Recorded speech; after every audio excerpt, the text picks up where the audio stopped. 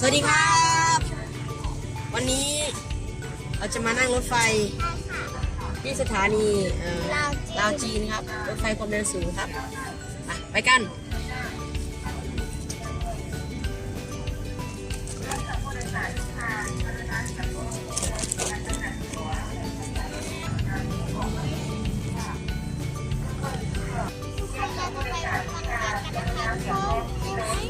ใช่จากนครหลวงเวียงจันทร์ไปบางเวียง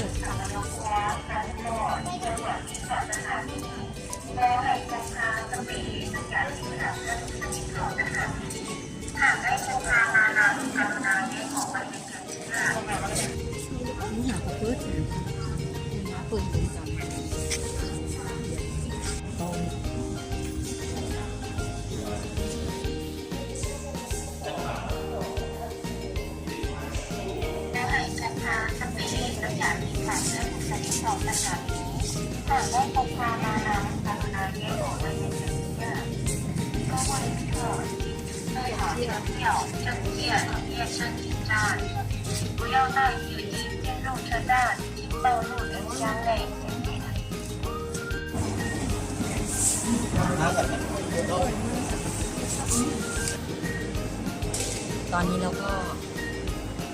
เช็คอินรอรถไฟครับรอรถไฟมา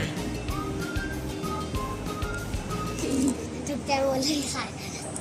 นี่เราไปเช็คอินเป็นบัตร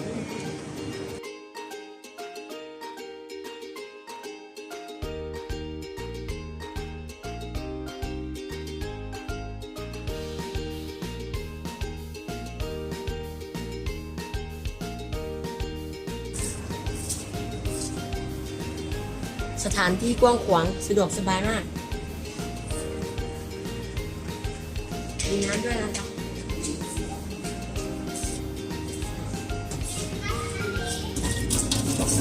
บัตรนั่นเอง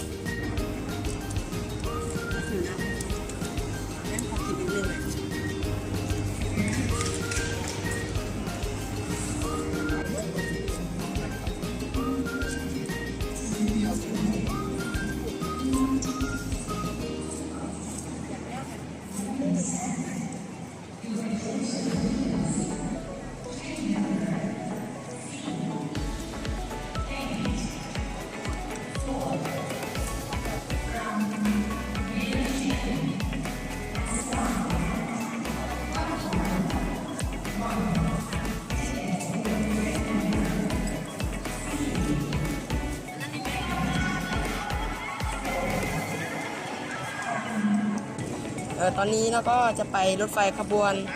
C84 นะครับ จากนครหลวงไปเวียงจันทร์บางเวียงนะครับ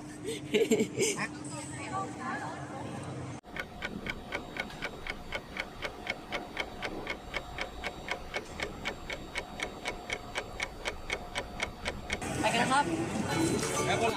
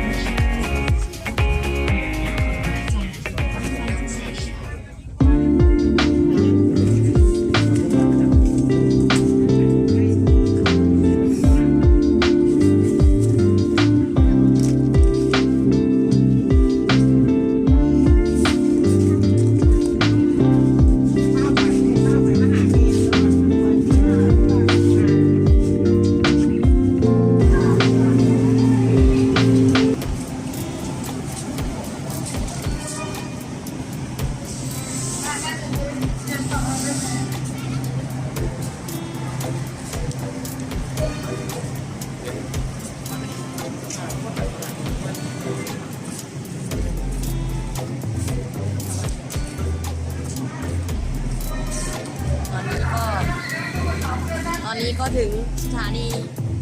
วังเวียงแล้วนะครับ